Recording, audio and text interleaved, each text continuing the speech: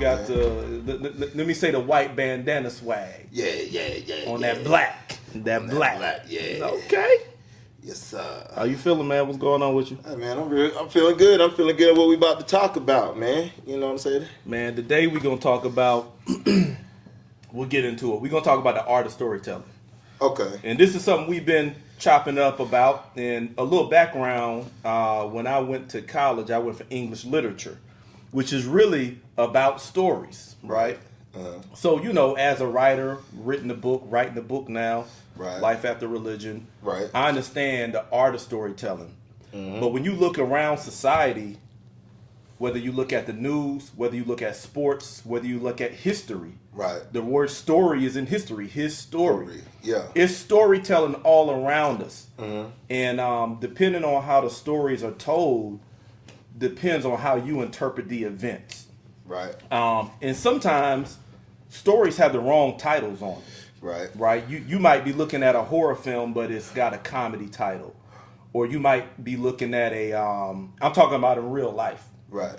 You might be looking at a, I don't know, a war film or something like that, but it's got a title of a romantic film. Right. So the title can be misleading because the title of the story sets your mind with how you're going to interpret the events that happen afterwards. And that's what we've been under in the United States when you look in history, when you look at the Bible, and then when you realize it there, you can see it in other areas, entertainment, news, sports casting, where the story is manipulated because there's an art to storytelling. Right. And if you master the art, right, then you can manipulate the story or control the narrative. Right. So I want to talk about that today, man. Shucks, there's so many places to jump in with storytelling, but based on what the intro, can you think of the first time or where you looked at something differently and you like, wow, I always looked at it like this, but now I see that story differently? Maybe I got one that you said, Egypt. You said you thought it was, you didn't know that Egypt was. I thought, okay, well, cool. I like that one. I think 2020 is when I truly realized that Egypt was in Africa. 2020. Yeah. Wow. That's embarrassing, yes. Hey, but man, the only reason why, but I don't really feel that, I don't really feel that embarrassed because I got comfort. What made me not feel embarrassed is right after I found out, I called my son. Okay. And I asked my son where was Egypt. And the only time he really heard of Egypt is from the Bible, like me. Because I never heard about Egypt until back in the day when I grew up. You remember the old Moses story? It was a white guy playing Moses. Oh, and all the Egyptians was white. So that's when I first heard about Egypt. But when I really started hearing about Egypt is when I got in the Bible, where Jesus was hid in Egypt. Joseph and his family was saved through Egypt. Pharaoh lived in Egypt, but they never told you where Egypt, what continent where Egypt was. You just heard Egypt. Facts. And the stigma that they was putting on Egypt, because we didn't know our culture, was bad. So you didn't care, especially hearing about it from the Bible, you really didn't care to look for it. Or learn about it. So learn about it. So the only reason why I thought Egypt was like somewhere in the Middle East, because they kept pumping the word Israel. So I automatically thought that Egypt was it there. But then when I looked on the goddamn map, I was like, hold up. Egypt is in Africa. And then I'm like, hold on. If Egypt is in Africa and I'm looking at where Ghana is, I'm looking where Sierra Leone is, all this, and I'm looking where South America is, what made me say, hold on, something wrong with this Bible, it was, I don't hear nothing about us in the goddamn Bible. When a lot of it was taking place in Africa. In Africa, like right. You hear about Kush and all that. Ethiopia, Punt, that's in Somalia somewhere. And I'm like, oh shit, they changed the names of the location so you won't even put one and two together to say, damn, this Bible was talking about our ancestors, the root of the Bible comes from our ancestors. Mm-hmm. So now you start piecing stuff together, and it's just like, well, I hit on that. when I started realizing that, my grandma, she told me, I think she's 81 now, we was talking on the phone, and I used to look through her Bibles. Now that I'm starting to wake up, I'm seeing, like each chapter, they got like a picture of somebody. Yeah. I'm seeing a white man. Every time. Like he's on the stone. Then they got one where he's holding on to the cross, and it's a white man with a white. You can clearly tell it's white. And I'm like, oh shit. Okay. But now that I know my history, not his history, now that I know my history, I'm like, oh, this Bible ain't nothing but a playbook telling us how y'all start. The mindset of how y'all think, and the playbook. But it's interesting how a story can have you under deception. Yeah. And I like the term hypnosis because I was telling you I was checking out Corey Holcomb. Shout out to the 5150 podcast of Corey Holcomb. Yes, sir. I rock with them. T-Rex always talking about Corey Holcomb. Oh, yeah. But he was making a joke about Joel Osteen I told you about. And he said Joel Osteen is always smiling when he talking. Yeah. Today is a good day. And that whole time, whole sermon, he got that smile. Yeah. So Corey Holcomb was like, you can't trust nobody who smiled the whole time they talking. Yeah. Because he was like, that's unnatural. Yeah. It's so weird. Unnatural. It's weird and unnatural. And he said, it's hypnosis. And I thought about that. I said, wow, that was like insightful because it almost don't matter what you say or where you're leading a person to. When you're smiling, it gives the impression that you're doing something good and you're inviting. But we can be doing some Pied Piper stuff, leading you to destruction. But you don't know. So I feel like stories have that same type of impact. Because Egypt, not knowing it was in Africa, the Bible villainizing the Egyptians and the Pharaoh with the Moses and Pharaoh story. Yeah. That's the story that we carry. Yeah. And so that's the way we look at it, and that's the way we behave towards it. So nobody, or very few people are wanting to go and dig through the ancient artifacts and the history of ancient Egypt, except for, the Europeans who invaded. They gave us the Bible story to make us kind of shut our mind, to turn us off to it. And meanwhile, they're really digging up and seeing what's going on. It remind me of, shout out to DC, born and raised, Howard University, go, all that for life. It's a saying that we say to DC, rock a nigga to sleep. That's what basically, you let a person think that everything is cool. Yeah. And you'll know when you ride. It's like a baby. You watching them and you rocking them. You giving them everything they like, everything that they want to hear, getting them real comfortable. And when they go to sleep, bam. So so that's the old saying that DC, rock a nigga to sleep. So that's kind of like what the Bible. That's kind of like where we going at y'all with the storytelling. They rocking you to sleep. The art of storytelling is the power of storytelling, which is why I went into my college background being literature. Is there's power in stories. It shapes the narrative. It shapes our psychology and how we look at things. Yeah. And I got to shout out Marion, South Carolina, Swamp Foxes. We got a saying. Yeah. You telling stories. Yeah. That's a story. I don't know if y'all said that when y'all was little when somebody was lying. When somebody was lying, quit telling stories. Yeah. That's a story. Yeah. Right? So that fits in. Quit fibbing. Story. He telling stories. Yeah. You lying. And sometimes the story can come from an official source. Yeah. But it's a story. Ooh, you telling stories, you lying, right? Yeah. Even if it's the Bible. Since we hit Egypt, the story that I was told about Africa in general, because my dad was from Africa, but I'm raised foundational Black American, South Carolina on my mom's side, and I'm not knowing anything about it because my dad doesn't talk about it. So the impressions that I get are from the stories I see on TV. Right. Feed the children. Right. Poverty, famine, sick baby, skinny, flies all around them. I'm like, damn, made me a little bit ashamed to associate with Africa. Right. Or say that my dad was from Africa, right? Right. Inside, I felt that a little bit because of the stories that was being told in the way Africa was portrayed, right? Right. But now, we grow up and we see more stuff. We meet people, and you're like, man, That ain't what it is. And even in parts of it that's like that, there's more to it than what they show it.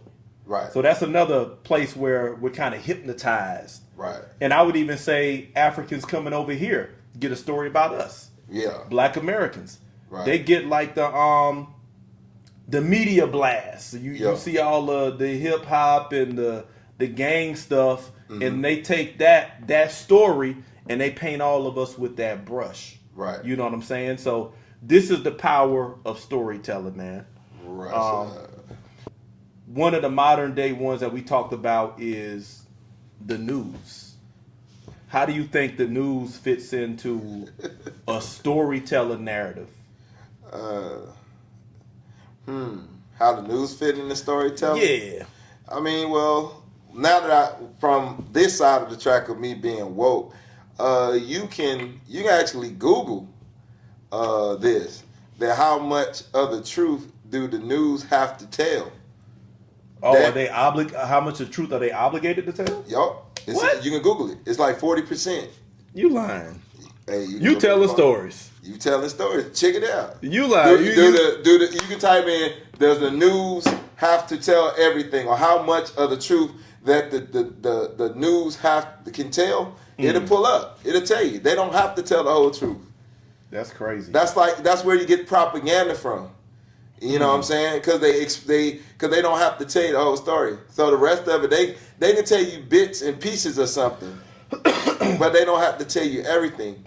And that's being controlled by somebody that's a narrator. I'm glad you use the news. Like when you see, like that's like us. Take us like we about to be on ABC or CBS or Fox. Right. While we getting dressed up, people doing all this stuff on us and everything, and you got somebody that walks up with some paper and put it down. You notice when they're sitting there, they got paper, or do you see these little, what you call it, like these black screens?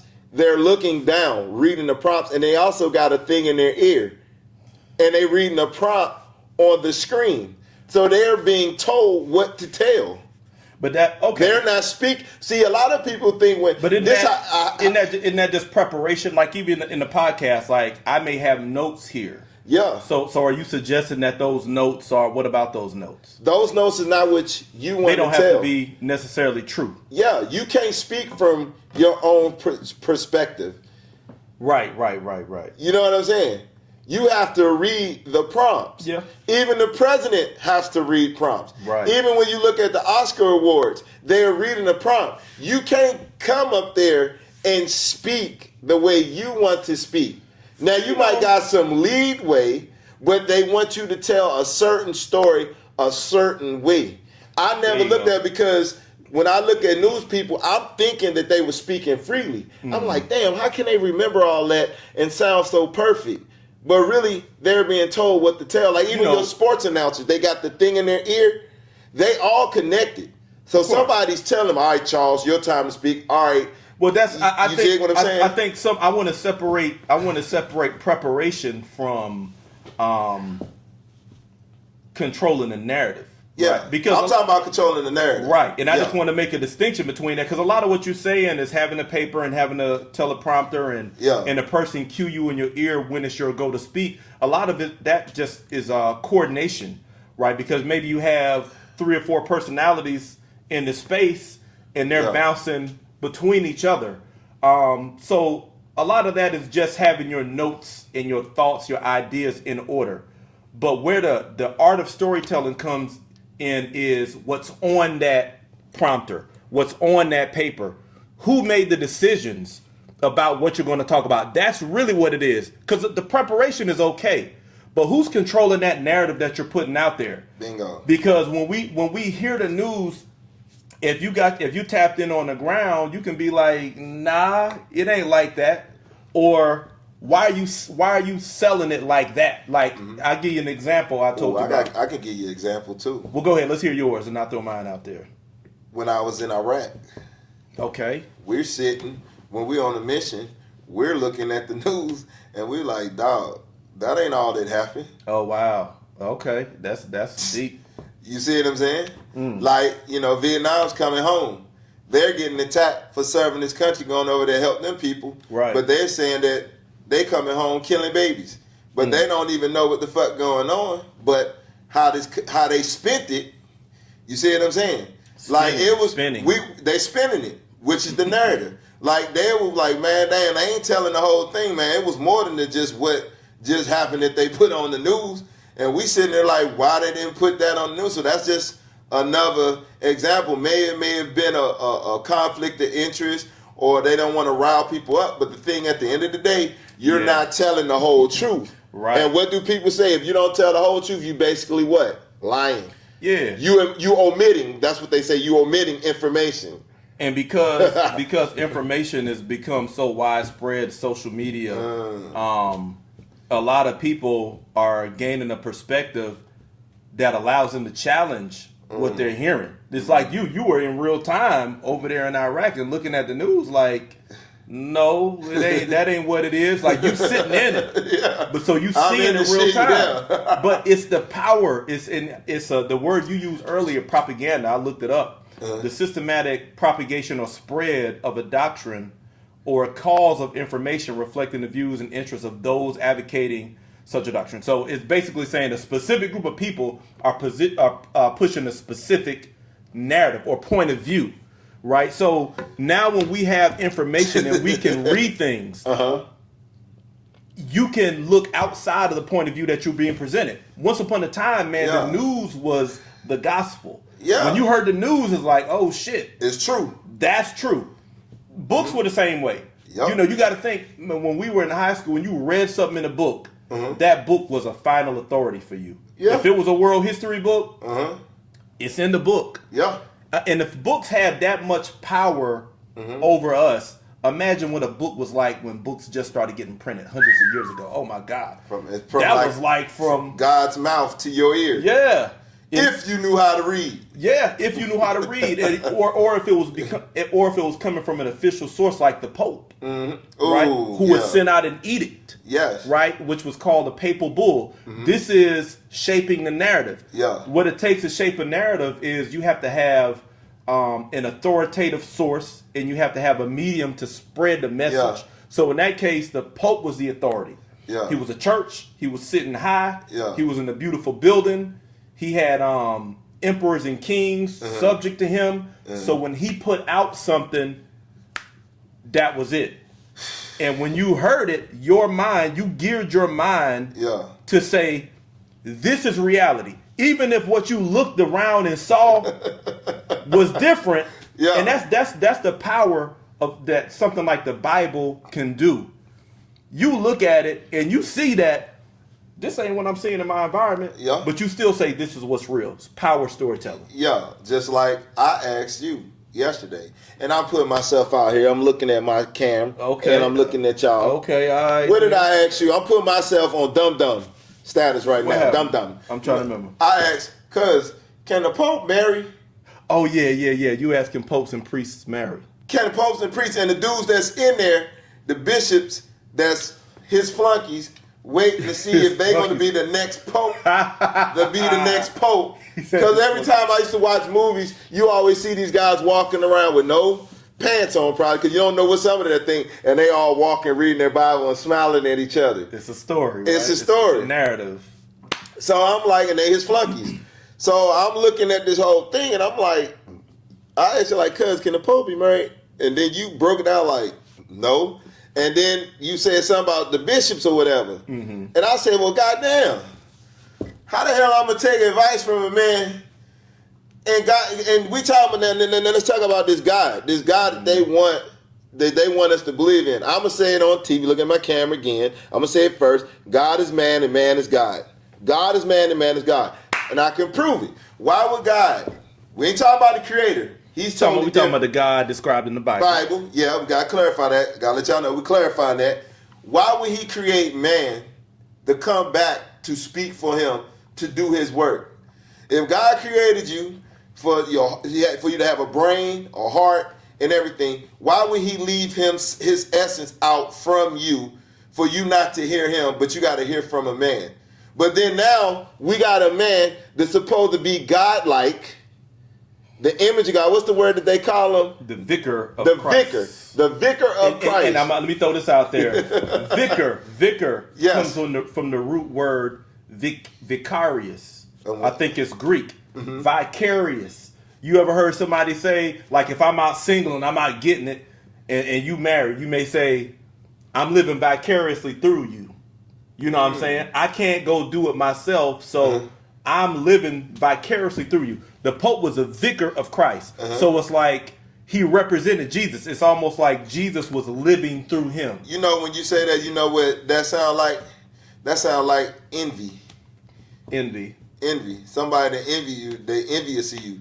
They wish they could be you. So if they can't get to you, they'll try to mimic you. Right. So it sounds like envy. And envy breeds jealousy. Jealousy breeds hate. And with all three of them combined, you have a murderous spirit. But let's continue. Wow, that's a different way of looking at living vicariously through somebody, because That sounds like you envy somebody. I never really thought about that, because I've heard it before. Like, I'm living vicariously through you. It could be in a good spirit. It's like you having fun. I can't do it, but go do it for me. But then the next level of that is, I wish I could do it. I'm a little envious. You know, and guess what? If somebody's living vicariously through you, just like so-called this devil was vicarious trying to be like God, he started envying. He started to try to take what? The kingdom. And when God, supposedly, where the Bible tells, God cast him down, and everybody that was with him, those was his demons. So he's a vicar. He was trying to be like God, which is envy. So he was like trying to vicariously be like God. Kind of like the Pope. But then he had jealousy. It was envy. Then it was jealousy. Then it became hate. And that's why the devil has a what? A murderous spirit. And who try to be our vicar? Try to emulate us in everything. I ain't going to say nothing. I'll be quiet about that. Think about it. I got you. So that's what I'm saying. Why would we? And then this is what I said. I'm just going to be, how can a man trust another man that ain't dipped his stick? Hey, that's hard. No pun intended. Or like Cam may say, pause. But you know, I mean, we looking at a narrative that's been shaped, and the conversation has been centered on the Bible. Yeah. We may not, I don't know how long we're gonna stay here, but it's appropriate because the Bible sometimes it's called the greatest story ever told. I don't know if you ever heard that before. Yeah. The greatest story ever told. The good book. The good book. Greatest story ever told. We're talking about the art of storytelling. The way to create a point of view, to put the plot in place, the antagonist, the protagonist, the plot twist, the conflict and the confusion, all the conclusion, all those things that go into a story. You shape it. So the Bible was shaped. That narrative was shaped. And it culminated with the Pope who's saying, hey, look, Christ ascended. I'm standing in. I'm the vicar. Right? So the spirit of Christ is vicariously coming through me. So when I speak, it's complete authority. And this is in doctrine. This is in Catholic doctrine. And for Christians who say, well, that's the Catholic Church. You come from the Catholic Church because you didn't exist. The Protestant branches didn't exist until later during the Protestant Reformation. And I'm glad you like to say is hypnotic. Hypnotic It's is almost like magic. Like you got people that's professional that can hypnotize you to where you can start to lose weight. They done made it into an art form. But if you think about it, to hypnotize somebody, we talked about this, it's like people don't even know without consciously thinking about it.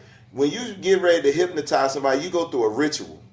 When you go to a lawyer or when you go to, say, a psychologist, you notice they all talk in a monotone voice. Sure. They have to set the mood right and everything. Even when me and my wife would go to marriage counseling, every time we would go in a room, it was always a teal color, a color of calm. All that is ritualistic. Right. They got water in the background like a fish tank, or they got some salt. Everything has a ritual. It's got to put you in the mindset for them to put you under hypnosis. Just like when you go to church. Example, everybody come, they already gearing their mind to yield. They thinking they yielding to God, but you're really yielding to man, which is God, and God is man. So you already preparing your mind. You're already listening to gospel music. When I used to grow up, I don't hear no cursing. I couldn't watch clothes or nothing, and gospel music was playing in the background. It was setting the tone. Right. So you're already putting yourself in the mindset to be under hypnosis. I'm gonna say this because you're right. It is hypnosis. It's a way to set the tone, set the mood, to get your mind prepared to receive a certain perspective. But it's not bad unless the person who's setting it up has bad intentions. There we go. And this is the art of storytelling, because the tragedy and why we're doing this episode, the art of storytelling, is most of the stories that we've internalized have not come from us. No. So when you think about the fact that a powerful story can put you under hypnosis, it can actually divorce you from your common sense to the point where you can read something in a book, look up and see that the reality doesn't reflect that, and then reinterpret the reality so that the book is still true in your mind. That's hypnosis.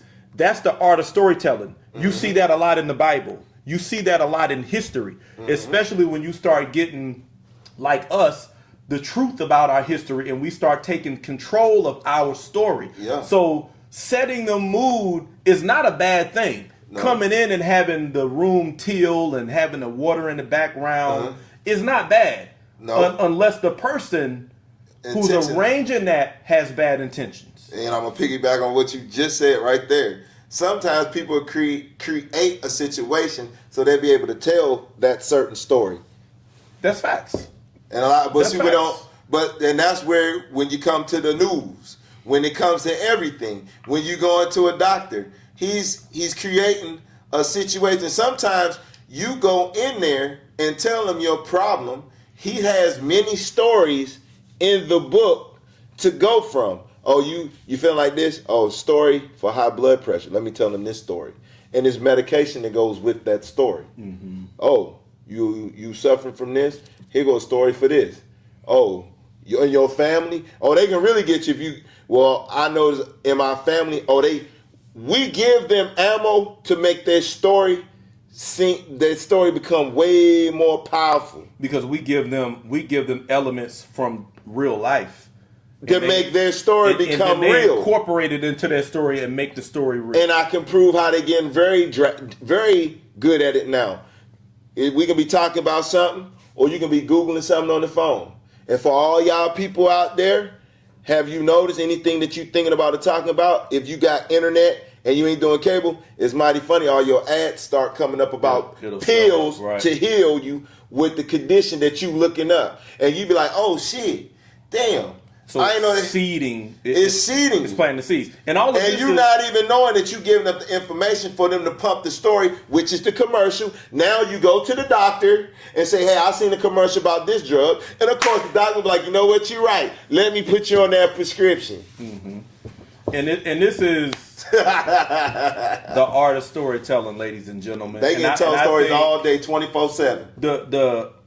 The driving point of us making all these points is that you got to take control of your story.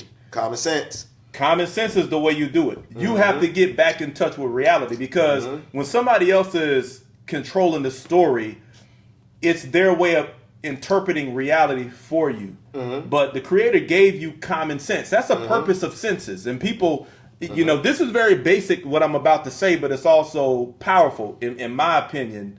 Your senses. Right. Your touch, smell, hearing, sight, and whatever one I left out. Touch, hearing, sight, smell, taste. Right? Taste. There you go. All of those are your avenues of experiencing reality. You don't need another interpreter. Now, don't get me wrong. Sometimes because of trauma, you look at things a certain way. You need somebody to help untangle the way you're looking at reality. Yeah. But you have a first person experience. So then when somebody's giving you a story that doesn't make sense, you always got to use your senses to vet the story, your common sense. But some stories, a lot of which come from the Bible, a lot of which come from traditional history, are designed to turn the common sense off and just make you look at the story. And I think we saying to use common sense, but where I got to the level, and you might agree, is that you got to start tapping into your culture. You got to start tapping into your history. That's right. How we did things. Because that's the only way you're going to get it. You need a point of reference to go by. Like I asked my grandma, and I said, "Hey, grandma, how old are you?" She said 81. Mm-hmm. I said, "When did you ever have to go to the hospital?" She said, "Only time I remember going is when she said she was teaching Aunt Penny how to ride a bike, and she cut her foot on the brake, and she had to go to the hospital to get stitches." That's the only time she can remember. Other than that, she didn't have to go. Now, my grandpa, Mr. Wynn, he been on medication all his life. Now that he kind of got sick or whatever, they say he don't even need the medicine no more. Hold up now. He don't need the medicine no more. You dig what I'm saying? So maybe the medicine may have led to him being sick. Now all of a sudden, he don't need it no more. He's good. Now they saying, well, he didn't. You see what I'm saying? Storytelling is powerful, man. That's storytelling. So this is, hey, I'm looking at y'all. Hey, we are really dropping what they call it, nuggets in the Bible. Right. We're really dropping gems, man. Yeah. We're really helping y'all really think about, damn, was I the reason why maybe my child is going through this? Is this reason is because of this? And really, it probably ain't got nothing to do with you. It got something to do with how they telling you the goddamn story to make you believe into something that really didn't mean you well. Because the pharmaceutical industry sells medication with a story. Right. You look at the news and the commercials. It's components to stories. You got a plot. Right. You got a protagonist. The protagonist is the person you're rooting for. The antagonist is the villain. It's almost like the Bible. God is the protagonist. The devil is the antagonist. The nation going through the ups and downs is the plot. So I'm going somewhere. I got you. The news, the pharmaceutical industry uses storytelling to sell you the medication that may be causing you the problems. Right. So the protagonist in the commercial could be a sick child. Yeah. With a condition that's going to tap on your empathy and your compassion. Yes. The antagonist is the disease that you want to defeat. Yeah. The conflict is the disease is defeating the child. The savior, the resolution is the medication. Mm-hmm. So it's a formula to storytelling. Listen, I'm an English major, literature major. Mm-hmm. I've been to sales. I went to sales when I became a recruiter. I didn't ask to do it, but when I was in the Marines, before I became an officer, they sent me to recruiting school. We learned how to sell. We learned how to tell stories. It's an art. I got the top salesman's award out of that. Mm-hmm. The only award that I actually wanted. Like I didn't really care about all of that stuff. It was cool, the ribbons, but I wanted that. Mm-hmm. But it's a art, and you can control the art. And if the person got bad intentions for you, if they want to sell you something that's gonna hurt you and make you think it's good, they can sell you that. But how do we overcome that? You, like you said, tap back into your culture and see how we do things. Because I asked my mom the same question you asked your grandma, which is my aunt. Mm-hmm. I said, Mom, during segregation, y'all went to y'all integrated the schools for the first time, tried for a year, went back to your schools. I said, so when were y'all around white people? I said, in the grocery stores, hospitals. And I wasn't even asking her about this, but she said, nah, we never went to the hospital. I said, you didn't? She said, nah, we never got sick. Yeah. Wow. Mind blown, because now everything is about going to the hospital. It's about as soon as that baby come out, sticking needles in them. But yet these people are born poor, very little money. Didn't get all these shots. Now, my grandma, my mom and sister's mother had chickens, had a barn, eggs in there, and they grew up like that. They didn't get sick. But now parents are running now parents are sold a story.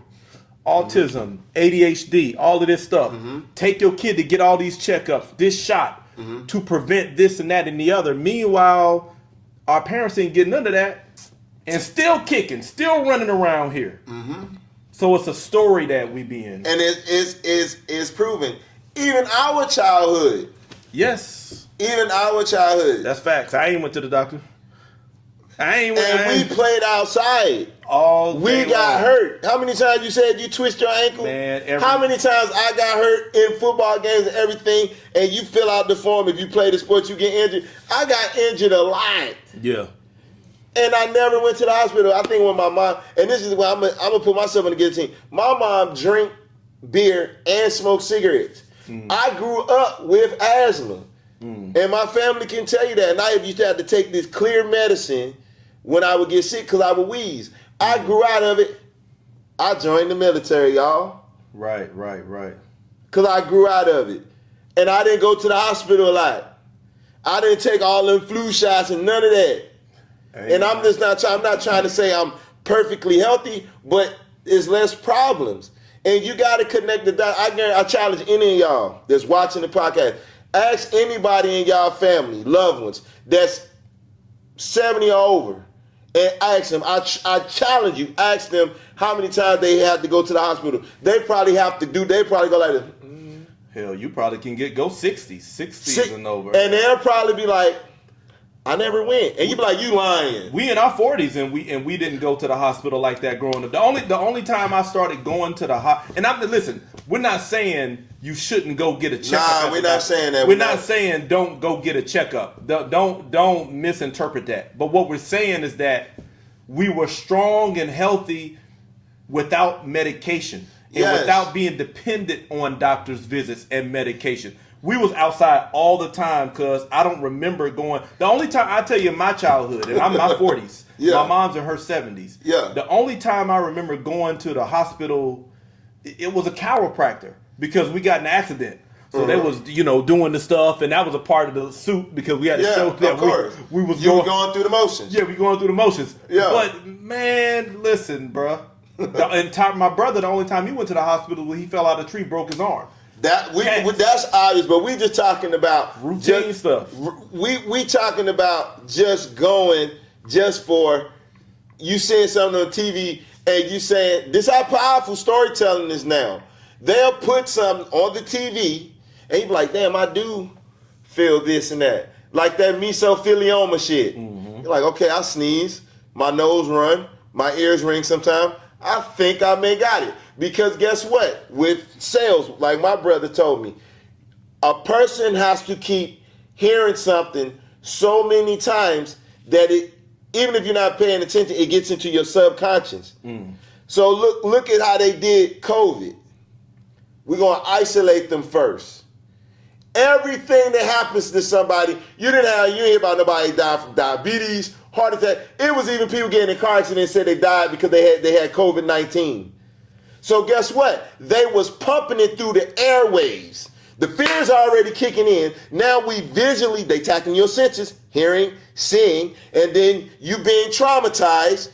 It starts working on it. So guess what? Now we're going to push this. It's like an art to it. I think with sales, I think they say you got to tell so many people so many times. Just like they say to get perfect at something, you got to do it 1,000 times. Right. So 10,000 hours. Yeah, for somebody, or if you want to quit drinking, if you can go for 28 days, you can go for the rest of your life. They don't know the art to it. So psychologically, they know we got to pump this so many times that even if somebody do say it's strong, it's echoing in their subconscious. Right. That's how powerful storytelling is. And guess what? Now we're going to put this out here. And guess what everybody did? They went and got that jab without even thinking. Because the story done took control. Yeah, it's an art. It's a psychological manipulation. And manipulation is not an inherently bad word. No. It depends on who's doing it, like you said. Who's doing it and why they're doing it. Are you manipulating someone towards a harmful outcome? Or are you manipulating someone towards a healthy outcome? And I'll give you, and I get it. Manipulation has a bad connotation, so I would never try to use the word manipulation in a positive way. But I'm gonna give you an example, and I'm gonna take your example. Every time you go into, you said a office for counseling, or therapy, or marriage counseling, or whatever, it's calming colors, right? It's a calming aesthetic. The sonically, water is calm. So a lot of times if you're going in for something relationship oriented, it's probably traumatic or it's emotionally charged. So they giving you the environment to settle you down so that we can discuss and dissect and have a healthy outcome. But see, they're manipulating your senses, right? So that they're intentionally creating an environment to put you in a certain mindset so we can achieve a healthy outcome. Right. So that's what I mean. The environment is manipulated, but it's a healthy outcome, right? But I like how you say that, because the reason why marriage counseling ain't working, and even though when people go to divorce, is because, like you said, the person that's holding the counseling session, their motive is not right. Because that counseling session, most of the time when I went to counseling for marriage counseling, it was always a woman. And I can tell that she was favoring my wife. So her motive... That's common. Her motive wasn't right. Right. And then you like, I want to do the service, but they never get upset because they always talk, yes. Well, no, that's not technically. And that's where it gets to aggravating me. And I'm like, look, don't try to talk all night. Don't feed me that bullshit. They giving you the Joel Osteen? Yeah, smiling. Nah, fuck that. Because once you leave, they saying, the motherfucker, God damn it. That's why I can't say it. And see, that's why everything we saying, I hate to say this, that word women pushing around as narcissists is what we talking about right now. That's why that word narcissist is flying around. Right.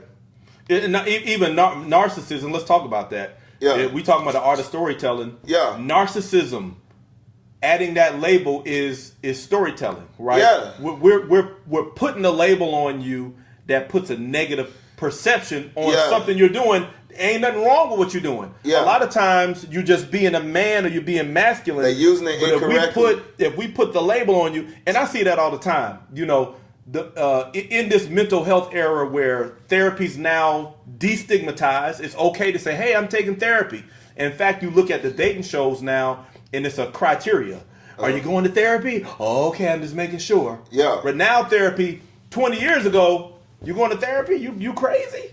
But now it's like, it's popular. But because it's so popularized, people are over anxious to diagnose other people and control your story, rather than when really what they should be doing is using the tools to work on themselves. And you can always tell when somebody's not doing their own work because they misapply mental health tools and labels. Soon as you say something, narcissist, bipolar, they got a label ready for you, just like a label gun. They're ready to shoot them out. Especially when it's something that they don't want to hear. Yes. Or making them feel uncomfortable. Right. They quick to start shooting that label gun out. Because they want you to be quiet because you're hitting on something that they're not prepared to deal with, or they know, and you embarrassing them. Hey.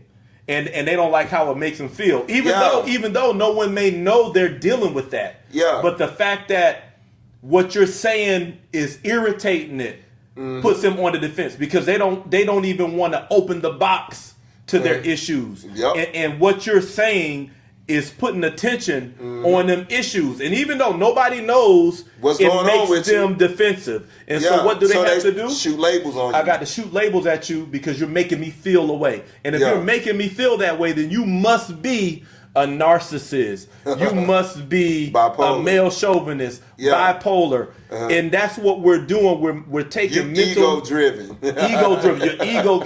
And really what this is arrogant. It's people who are trying to use mental health tools while they're in a unhealthy mental state. Yes. And that's what it is. That's why we got people slinging labels like cowboys shooting guns. Yeah. They don't know what it's almost like, stop using words if you don't know the definition to them. You're using them in the wrong place at the wrong, inappropriate time. Yeah. And I can say this because I done had years of mental health therapy since 2010. And my thing is, like, I always check, like, when I make phone calls and people talk to me crazy, I have to check them and be like, hold on, you wrong for that. Well, and I shut them down. They be like, you know what, you're absolutely right. I didn't mean it that way. You're a professional. Right. You're using the wrong word for this moment. Right. No, you should have said this before you said that. Now, had I not respected what you said, then you can use that. You using the word at the wrong time. So now I'm going to check you. Now I'm going to school you. And then they be like, you know what, I'm wrong for saying that. You dig what I'm saying? A lot of people just be talking and throwing words maybe to sound intelligent or to shut you up. So then when you challenge them, be like, why would you say that word don't even fit? And then ask them, do you even know the definition of that word? Well, no. A lot of people using words because it's a fucking trend. That's facts. It's a trend. And don't even know the goddamn definition. You just saying it. And you like, what the fuck are you talking about? And they don't know it. And when people use words confidently, especially when it's behaviorally focused words, like narcissistic or narcissism or whatever, bipolar, especially when they're using words like that, not knowing what they mean is an indication that the person don't know who they are. They don't know where they are. If you were to have a conversation with them and ask them questions that kind of dissect their self-awareness, you'll see that they ain't got much. No. Right? They do things that are dysfunctional, that's hurting their outcomes, and they don't even know it. Mental self-awareness is low. So the art of storytelling, now we're bringing it down to the personal level, because the first place that you need to get the story straight is with you. And be honest with yourself. Meaning that you have to be perfect. This is for me. You don't have to be perfect, and you ain't got to be all together. You don't. But you got to be honest. You got to be honest. With yourself. So you can be balanced when you view other things. That's right. And then you will be able to use the right word at the right time for the right situation. Right. That's why I don't have to keep explaining myself. And you're no longer projecting. Because when you're dishonest with yourself, when you lie to yourself about what you got going on, about some of your imperfections, you will lie about other people. You will project. A lot of times you will put the labels that belong on your life on other people. So the art of storytelling, you will put the labels that belong on your life, you will place them on other people. That's called projection. Okay. That's when you lack self-awareness. So the art of storytelling starts. The art of storytelling starts with being honest with yourself. Yeah.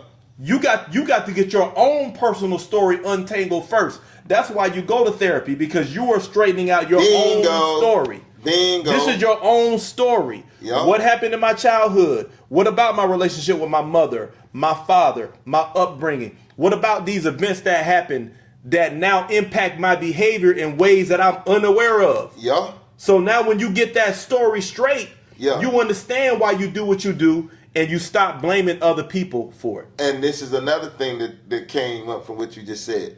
They say that you don't supposed to judge people. Everybody judge. But what you just said, you will be able to judge somebody more accurately.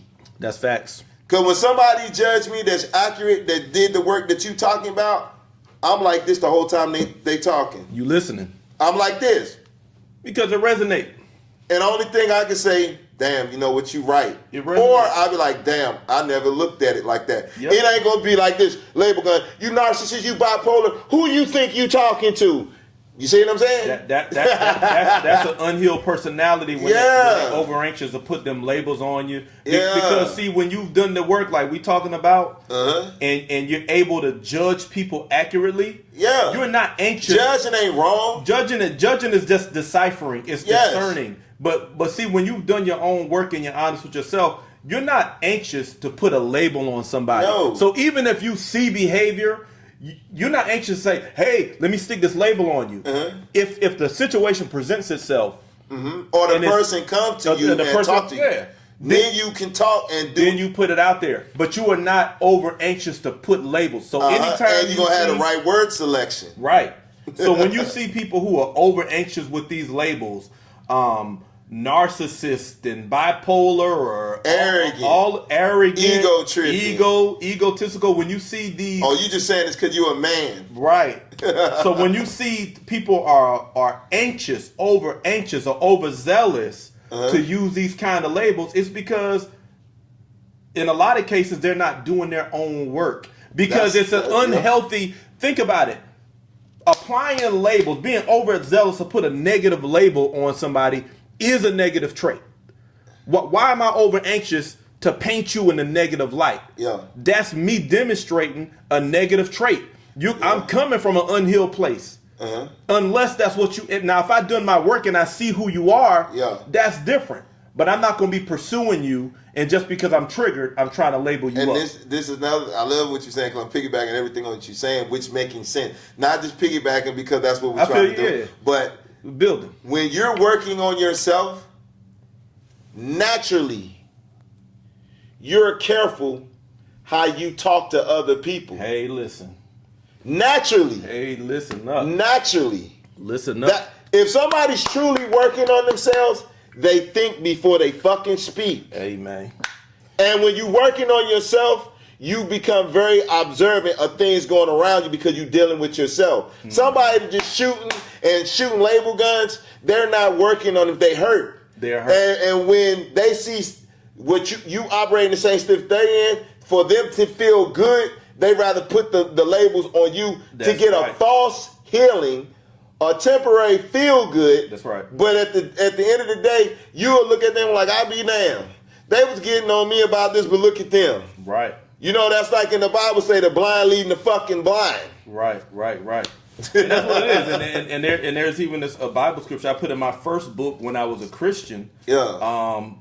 Where Jesus said, this is one of the things I agree with coming out of the Bible. He says that before you can pick the splinter out of your brother's eye, remove the log out of your own eye. Yeah. Right? You got an obstruction in your vision. How you I'm gonna fix your vision? Yeah. I got to take care of me first. Again, you got the first place you should be placing labels is on yourself. Yeah. Because if you're doing the work, then if you're cleaning up and healing yourself, you're putting the right labels on you first. Yeah. Because it's like, okay, yeah, I tend to do this. Boom. I tend to do that. I'm under construction here. I'm great here, and here, but I'm under construction here. And that's not something you need to publicize. That's your private work. Yeah. But when you're doing that work, it'll come across in the way you interact with other people. That's how you silence people right there. Yeah. When people are like, you always think you know everything. No, I don't. I've been through it. I shut people up. How you think?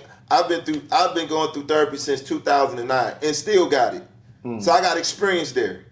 I can use scriptures from the Bible. Well, you say you don't like the Bible. Really, I can speak from the Bible because I had experience there. But really what you just said is universal law anyway. Right. How can you blind lead the blind? That's just common sense. That's common sense. That's not Bible. That's just universal common sense. We just use the Bible because that's a point of reference for you motherfuckers. But I could go into another religious book. I could go into fairy tale and show you the same principle. Yes. There. So it don't matter. It's the principle. It's the truth. Universal. But man, this was a full circle conversation, man. I think we probably getting toward the end here, but we started with the art of storytelling. We started with the Bible and God and how those stories are shape a misperception until you get real information. We went into history.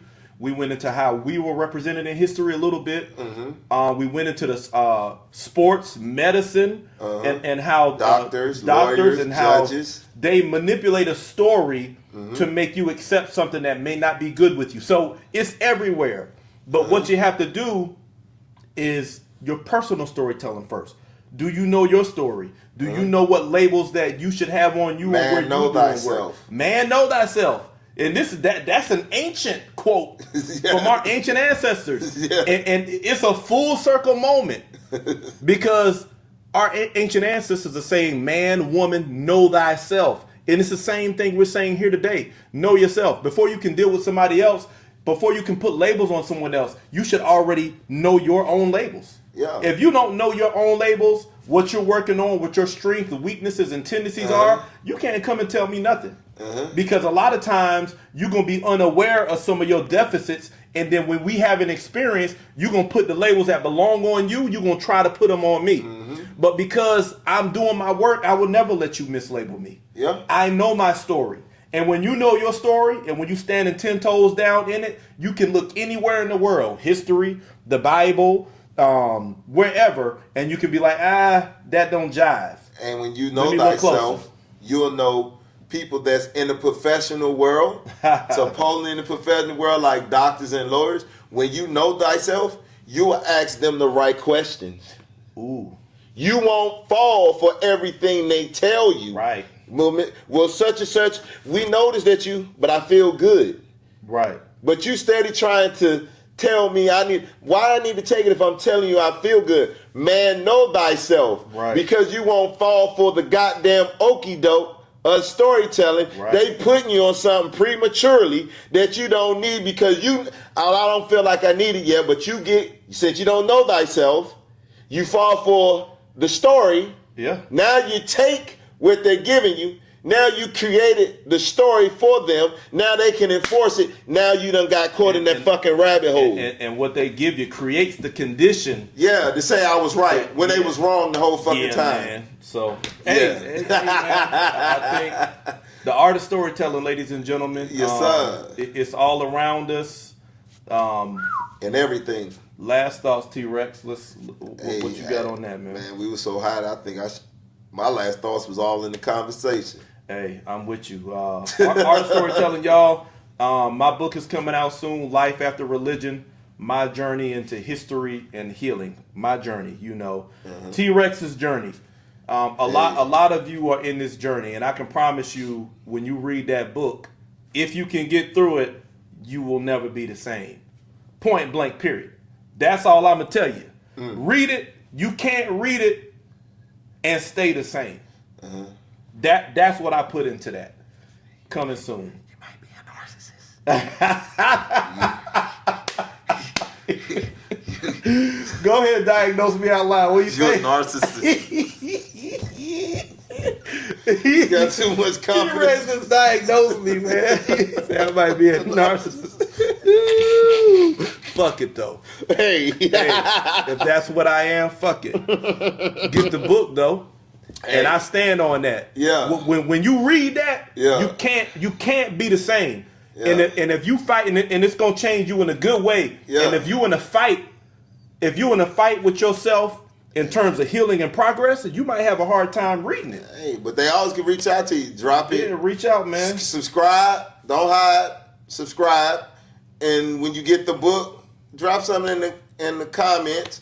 And You did come. he might address it and give you some more knowledge on what you might have a problem with digesting. No doubt. Because you might think he thinks he's always right. Hey. Narcissist. Hey. Narcissistic. Hey, it's trait. coming soon. The release date, I'll be getting a release date out there soon, but Yes, promotion sir. of the video will be coming. We appreciate the support. We appreciate you watching the channel. We Yes, know sir. you're watching, and like T-Rex said, don't watch and hide. Like Go it. on, like and subscribe, And leave drop them comments Drop in them there. comments in there. Until next time, we out. Hey. Peace.